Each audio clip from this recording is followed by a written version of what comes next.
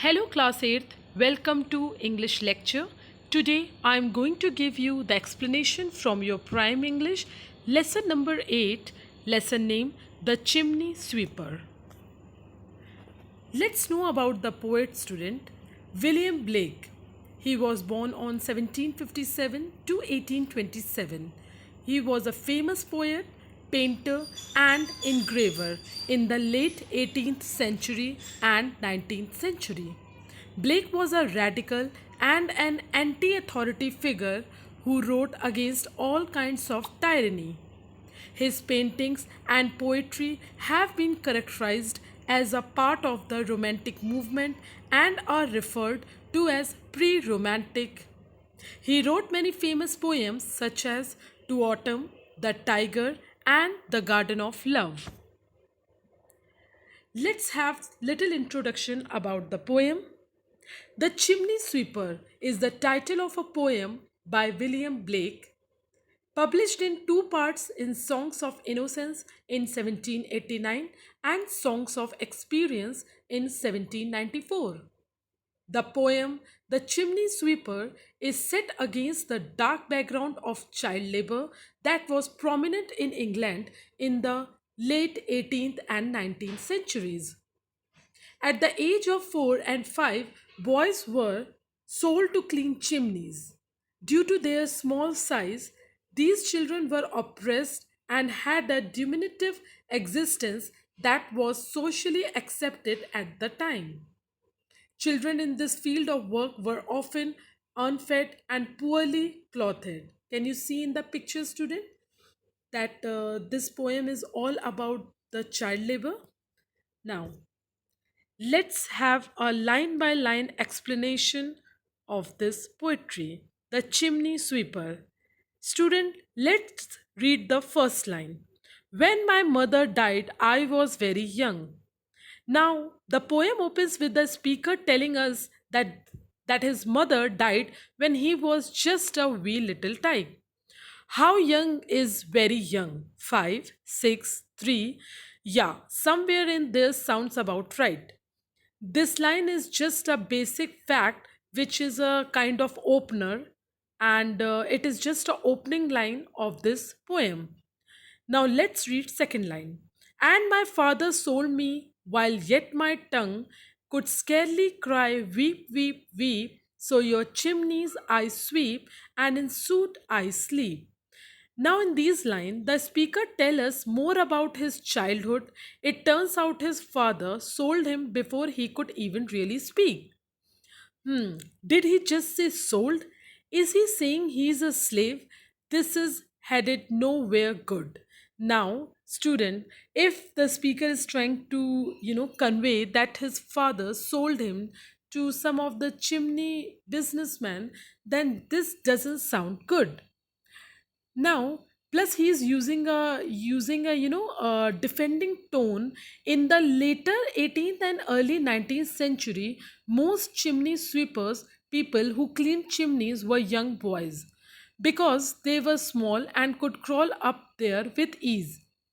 So I think the boy's father sold him to somebody who runs a chimney cleaning business. After all, he tells us straight up that because his father sold him, he sweeps chimney and sleeps in soot. Now, student, soot meaning is the black powder which forms and stick at the sides of a fireplace or a chimney. Okay. Now, did you got the meaning of soot? So he said that he sleeps in a soot. Does the boy sleep in a pile of soot, or is he so dirty from working that he has soot all over his body? Either way, it does not sound fun. Whatever is the reason, but it is not sounding good if a child is sleeping with, if he has soot all over his body. As it turned out, sometimes chimney sweepers would sleep under the blankets or clothes they used to collect soot during the day. This was known as sleeping in soot. Now, student, it is very important to understand the rhythm. The sound is quite touching, and it is just conveying the pathetic condition of young boys during 18th and 19th century. Now, let's move further to understand this poem line by line in a detail. Now, can you read this line? There's little Tom Dars who cried when his head, that curled like a lamb, was shaved. Now, let's shift gears, shall we? Enough about the speaker.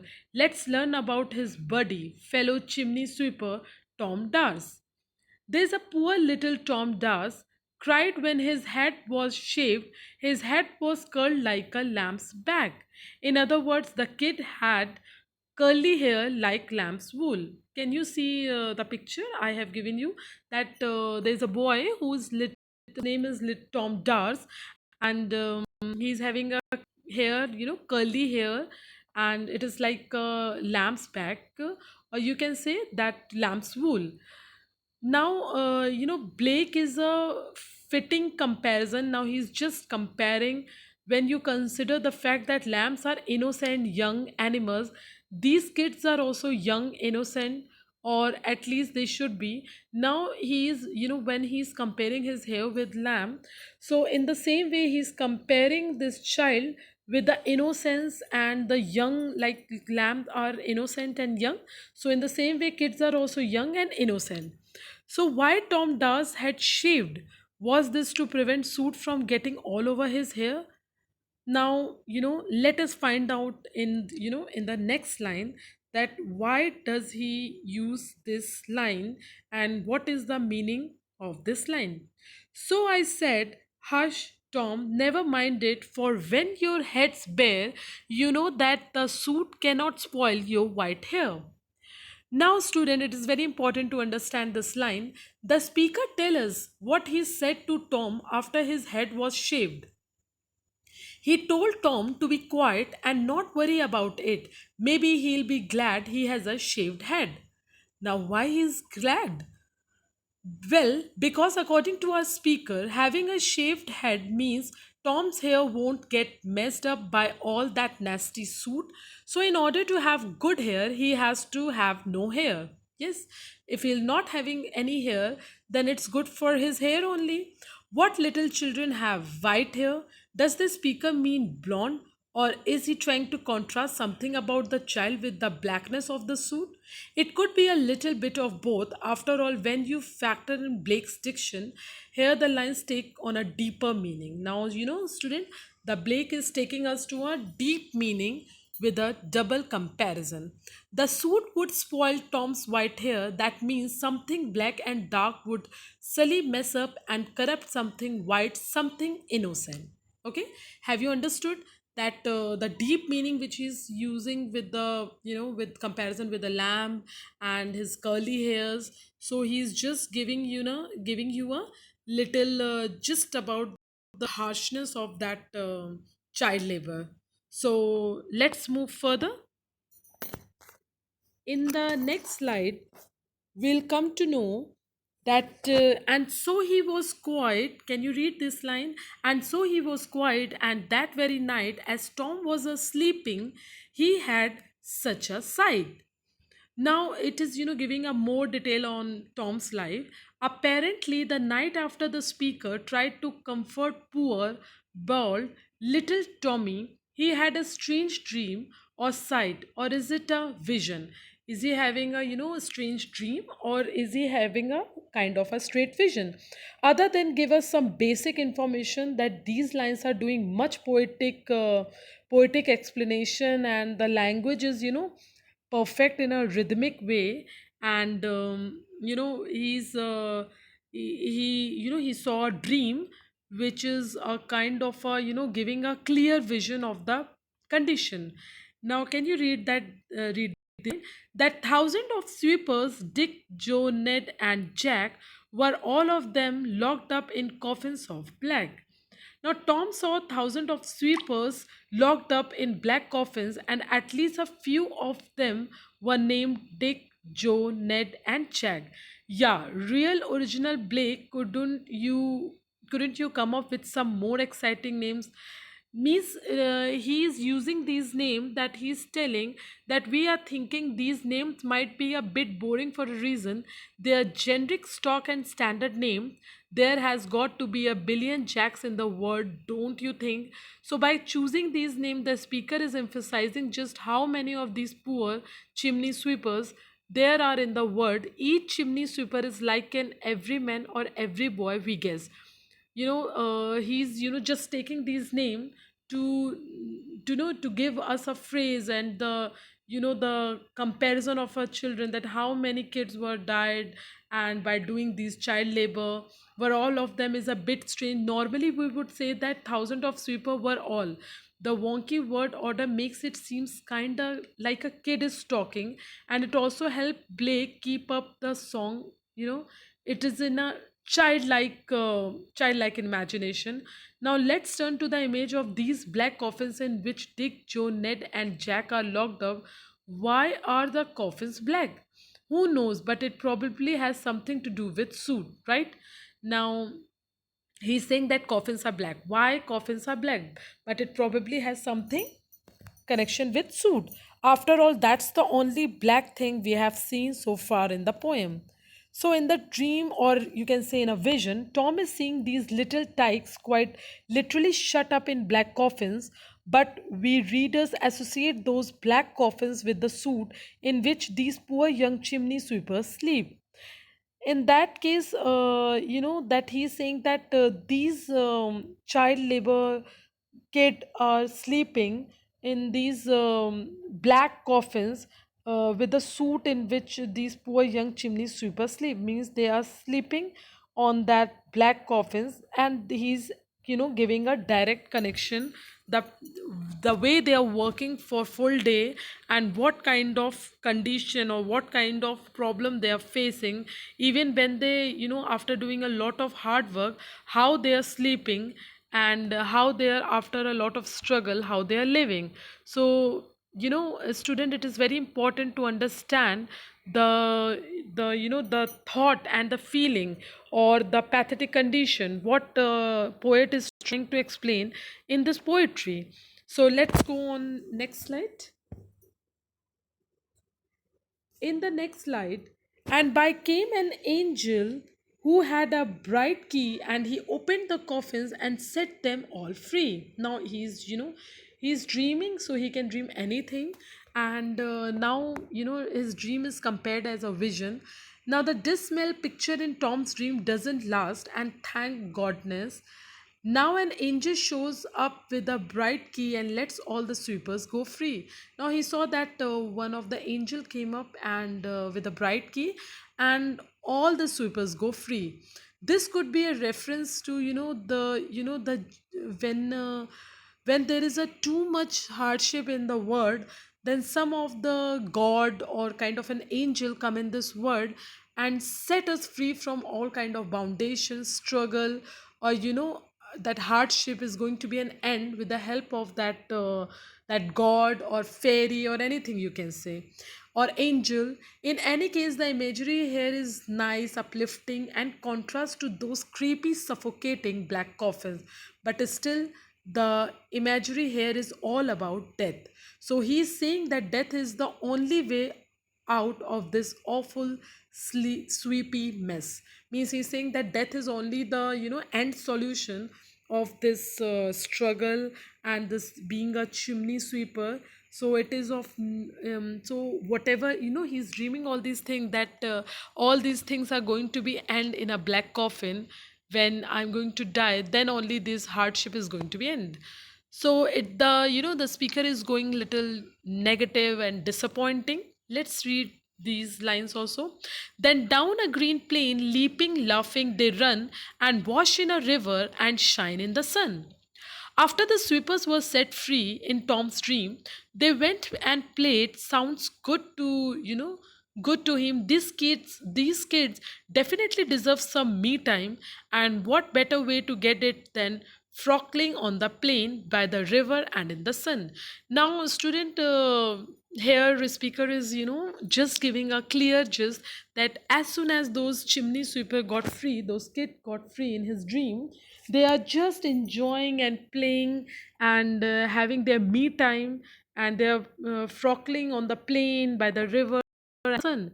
Now, student, why do the speaker now shine in the sun? Are they shining like the key, or is this just the reflection of the water on the bodies? Are they in heaven or glowing in little angels? Does this have something to do with how they appear after they have been freed from black coffins and chimney sweeping?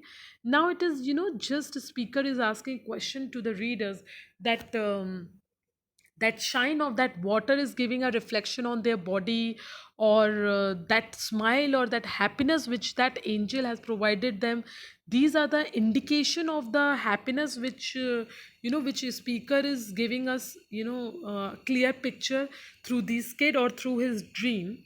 So this is the explanation of this line. I hope you have understood this stanza, and I hope line by line giving explanation is quite making you clear about this poetry and the angle of the poem given by the poet. So let's go further and understand the next line. Then naked and white, all their bags left behind, they rise upon clouds and spot in the wind. Now, okay, now Tom's dream is getting just plain weird. The former chimney sweepers are naked and flying on clouds in the wind. But hey, at least they are burden free. Those bags they have leave behind, they probably contain their chimney sweeping equipment, which they won't need while sporting. Now they don't need, equipment which they won't need while sporting, and now they are burden free. Now they are happy. Now they're enjoying, and they are seeing the real kid life. The way we are living, student, as a kid, like the way you are enjoying your life. It is not possible for all the children in this world to enjoy life like the way we all are doing. So the things to notice here is how free these boys are. They are not boxed in coffins or chimneys, and they are not even boxed in by clothing. For once they get to act like the kiddos they are. Means now they are actually enjoying the life they are having. Now, and the angel told Tom if he had be a good boy, he would have God for his father and never want joy. Now, Tom has a conversation with the angel who tells him that if he is a good, God will be his father and he'll never lack joy. Now, does God only act as a father to children who are good? That's what seems to be going on in this poem. Yes, God is, acting as a father to these kids. The word want means to desire, but it used to mean lack. The angel tells Tom that he will never be deprived of joy if he is good because God will be his father. Now, what's interesting here is that the angel who fed all the boys is talking specifically to Tom here.